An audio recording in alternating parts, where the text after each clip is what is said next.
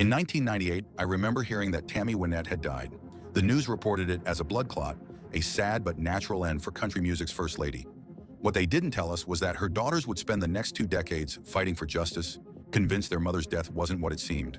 They didn't tell us about the doctor who gave her 1,500 painkiller injections, or the husband who allegedly controlled her every move. The woman who sang about standing by your man was living a life dramatically different from her public image. This is the story of Tammy Wynette's final years, a tale of pain, addiction, exploitation, and questions that remain unanswered to this day. To understand the tragedy of Tammy Wynette's final years, we need to go back to the beginning of her health struggles. While Tammy projected strength on stage, her body was quietly betraying her from a young age. What started as occasional pain would eventually spiral into a medical nightmare that dominated the last 2 decades of her life. Tammy's health problems began in earnest during the 1970s with severe abdominal pain. This led to the first of what would become 26 major surgeries throughout her lifetime. She underwent multiple operations for issues ranging from intestinal blockages to gynecological problems, each one taking a greater toll on her body.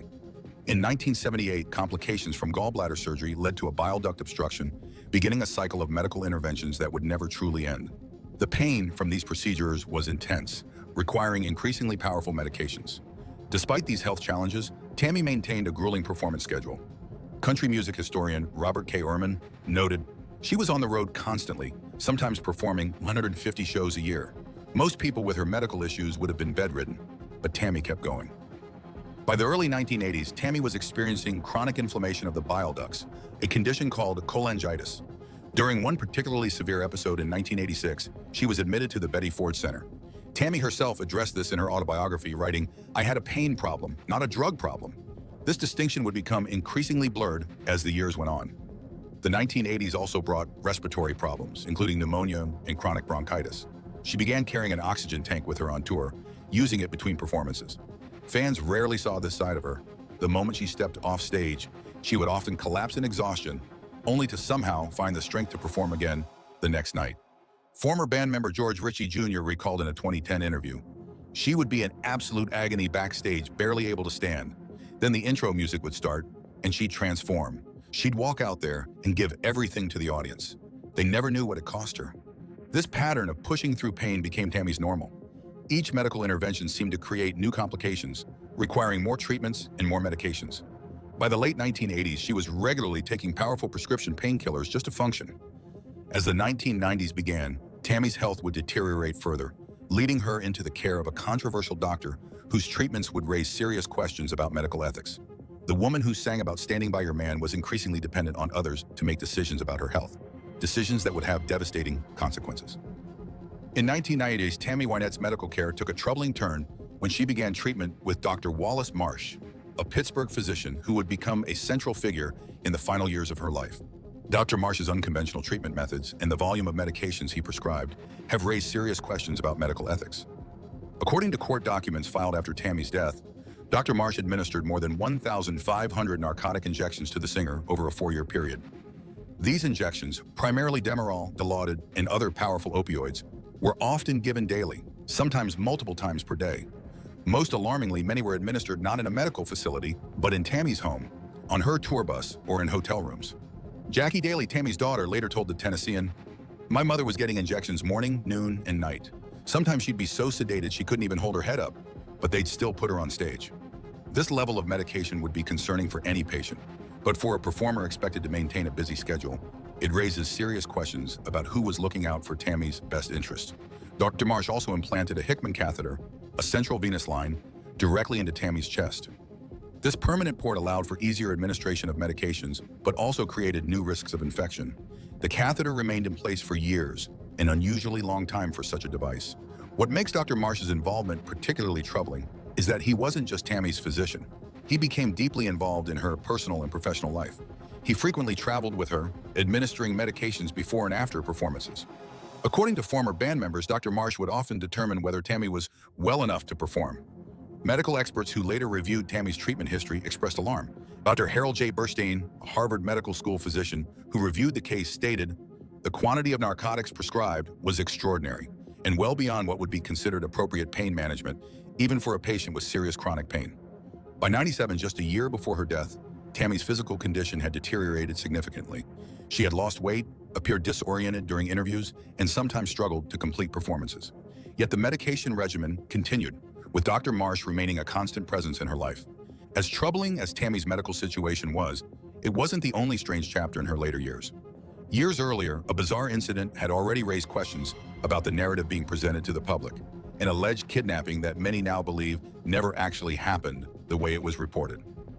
On October 4, 1978, headlines across America reported shocking news. Country music star Tammy Wynette had been kidnapped from a Nashville shopping center, driven 80 miles in her luxury car, physically assaulted, and then abandoned on a rural road. The story, as initially told by Tammy and her then-husband George Ritchie, was dramatic and terrifying. But over the years, serious questions have emerged about what really happened that day. According to the original account, Tammy was shopping when a man with dirty blonde hair and a Texas drawl forced her at gunpoint into her car. The kidnapper allegedly drove her to a wooded area, physically assaulted her, and then left her on the side of the road. Tammy said she managed to flag down a passing motorist who helped her contact police. Almost immediately, inconsistencies in the story began to emerge. No witnesses at the busy shopping center reported seeing the abduction. The Nashville police noted that Tammy had refused their offer to pursue the case, saying she was too traumatized to help with the investigation. Perhaps most tellingly, she declined to file formal charges or work with a police sketch artist.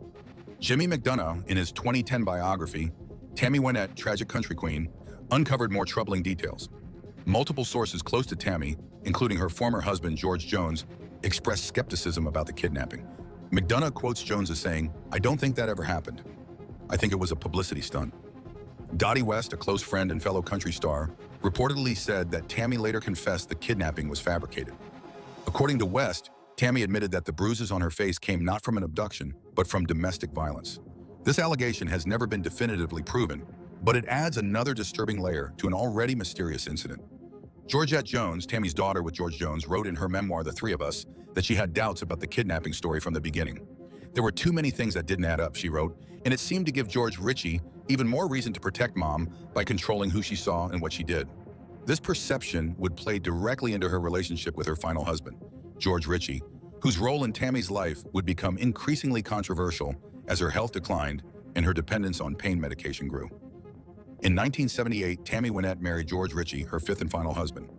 Ritchie, who had previously worked as her road manager, would remain by her side until her death 20 years later. While Tammy publicly portrayed their relationship as loving and supportive, allegations from family members and close associates paint a much darker picture. Ritchie came into Tammy's life at a vulnerable time. Her legendary but tumultuous marriage to George Jones had ended, her health problems were escalating, and her career was beginning to show signs of decline. According to Jimmy McDonough's biography, Ritchie positioned himself as Tammy's protector, someone who could manage both her career and her increasingly complicated personal life. Jackie Daly, Tammy's daughter, later claimed in court documents that Ritchie exercised almost total control over every aspect of Tammy Wynette's life. This control allegedly extended to who Tammy could see, when she could speak to her children, and even what medical treatment she received. According to Daly, Ritchie would often screen Tammy's phone calls and limit family visits, gradually isolating her from those who had been closest to her. Perhaps most concerning were the financial arrangements. After their marriage, Ritchie became not just Tammy's husband, but her manager, giving him control over both her personal finances and career decisions. This dual role created what some have described as a conflict of interest, especially as Tammy's health declined and she became more dependent on medications that affected her judgment. Georgette Jones wrote in her memoir that Ritchie seemed more interested in keeping Tammy performing than in her well-being. Mom would be sick, almost unable to stand, but George would insist she could make it through one more show. There was always one more show. The relationship between Ritchie and Dr. Wallace Marsh has also come under scrutiny. According to court documents, Ritchie not only approved of the extensive medication regimen, but actively facilitated it. This unusual arrangement created a situation where the two men most responsible for Tammy's care were also those who benefited financially from her continued performing. In the final years of Tammy's life, her appearance and behavior changed dramatically. Once vibrant and engaging, she became thin, often appeared disoriented, and struggled to complete interviews. These circumstances would ultimately set the stage for the tragic and controversial end to Tammy's life. On April 6, 1998, Tammy Wynette was found unresponsive in her Nashville home. She was 55 years old. The initial cause of death was reported as a blood clot to the lungs, and the country music world mourned the loss of one of its greatest stars. However, what seemed like a straightforward, if tragic end, would soon become the subject of intense controversy and legal battles. The official story, as initially reported by George Ritchie and accepted by medical authorities, was that Tammy had died of natural causes related to her long-standing health problems. The death certificate listed the cause as a cardiac arrhythmia. Given Tammy's extensive medical history, few questioned this explanation at first. However, as Tammy's daughters began to review the circumstances surrounding their mother's death, they discovered troubling inconsistencies. According to court documents later filed by the family, no autopsy was performed on Tammy's body, an unusual omission for someone with her complex medical history who died suddenly at home. Even more concerning, the family alleged that Richie had Tammy's body embalmed within hours of her death before a thorough investigation could be conducted. In '99, just over a year after Tammy's death, her daughters took the extraordinary step of having her body exhumed for an independent autopsy. The results were inconclusive due to the embalming process, but the medical examiner noted that the presence of certain drugs could not be ruled out as contributing factors in her death. The family's suspicions led to a wrongful death lawsuit filed against George Ritchie and Dr. Wallace Marsh in 2000. The lawsuit alleged that the two men had been negligent in their care of Tammy, administering dangerous combinations of medications without proper monitoring or safeguards. Perhaps most shocking were allegations that Tammy had been kept on a Ritchie schedule, a regimen of medications designed to keep her functional for performances, but which may have ultimately contributed to her death. The legal battle never reached a full trial. In 2002, the parties reached a confidential settlement that included changing Tammy's death certificate.